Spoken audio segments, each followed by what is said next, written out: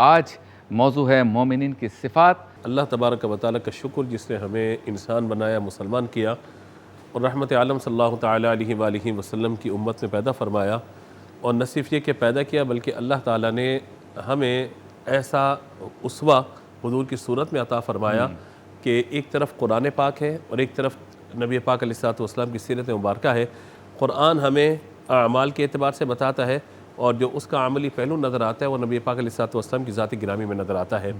हम आगाज़ करते हैं सूरह बकरा की इब्तिदाई आयात में। अल्लाह ताला ने ईमान वालों की खूबियाँ और सिफ़ात बयान फरमाई हैं। फरमाया अलिफ लाम मीम ज़ालिकल किताबु ला रैब फ़ीह, कि ये वो आलिशान किताब है, इसमें किसी शक की गुंजाइश नहीं है। हुदल लिल मुत्तकीन, मुत्तकीन के लिए इसमें हिदायत रखी गई है। अब मुत्तकीन कौन है, अल्लाह ताला ने आगे उनकी सिफ़ात बयान फरमाई हैं। फरमाया अल्लज़ीना युमिनूना बिल गैब, ये पहली निशानी उनकी है कि वो गैब पर ईमान रखते हैं, वो चीज़ें जो ज़ाहिर नहीं हैं उन पर ईमान रखते हैं। अल्लज़ीना युमिनूना बिल गैब व युक़ीमूनस्सलाह, नमाज कायम करते हैं। व मिम्मा रज़क़नाहुम युनफ़िक़ून, और हमारे दिए हुए थे हमारी राह में खर्च करते हैं।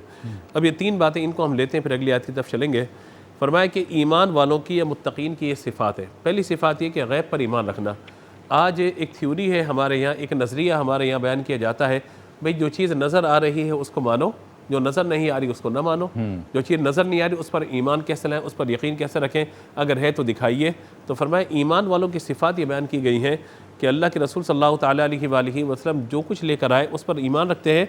वो चीज़ें जो कुछ ज़ाहिर हैं उन पर भी ईमान है, मगर वो चीज़ें जो ज़ाहिर नहीं हैं, फ़कत हुज़ूर सल्लल्लाहु तआला अलैहि वसल्लम की ज़बान से निकले हुए अल्फाज पर यकीन रखते हुए उन पर अपना ईमान रखते हैं। जैसे मिसाल के तौर पे अल्लाह तबारक व तआला के ज़ात जो है वो ग़ुयूबुल गैब है, हमारे सामने ज़ाहिर नहीं है, लेकिन उस पर हम ईमान रखते हैं। इसी तरीके से उन अक़ाइद का रद्द किया गया कि मरने के बाद आखिरत का कोई तसव्वुर नहीं।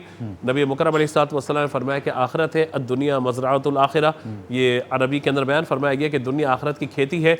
तो फरमाया गया कि आखिरत पर ईमान रखना, मौत पर ईमान रखना, मौत के बाद उठाए जाने पर ईमान रखना, कब्र का मामला, हशर का मामला, इन सब चीज़ों पर ईमान रखना। फरिश्ते हमारे सामने ज़ाहिर नहीं है, उन पर ईमान रखने का कहा गया। जिन्नात हमारे सामने ज़ाहिर नहीं है, उन पर ईमान रखने का कहा गया।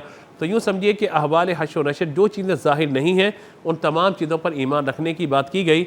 तो जो इन पर ईमान रखेगा अल्लज़ीना युमिनूना बिल गैब, मुत्तकीन की सिफ़ात में पहली मंजिल पर वो मौजूद होगा। दूसरा फरमाया व युक़ीमूनस्सलाह, ईमान वालों की ये शान है वो नमाज कायम करते हैं। अभी आपने मस्जिद का जिक्र किया, आपने इंट्रो में नमाज का जिक्र किया।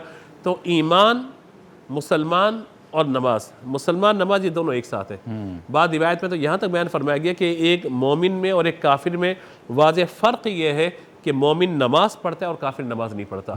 इबादत के एतबार से जो सबसे बड़ा और अफजल दर्जा तौहीद और रिसालत के बाद अगर कुछ है तो वो नमाज है। नमाज क्यों पढ़ी जाती है?